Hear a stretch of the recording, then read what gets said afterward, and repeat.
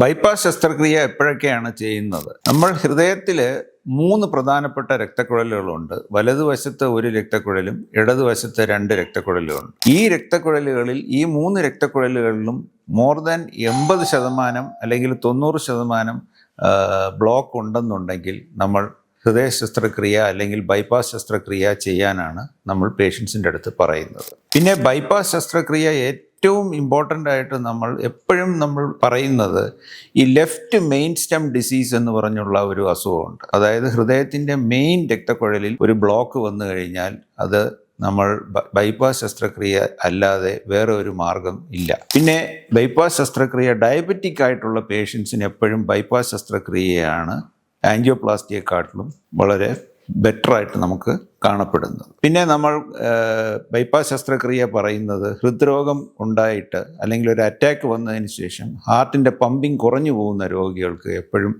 Bypass ശസ്ത്രക്രിയയാണ് നമ്മൾ പറയാറുള്ളത്. ഇതൊക്കെയാണ് ബൈപ്പാസ് ശസ്ത്രക്രിയ ചെയ്യാനുള്ള ഏറ്റവും പ്രധാനപ്പെട്ട ഇൻഡിക്കേഷൻസ്.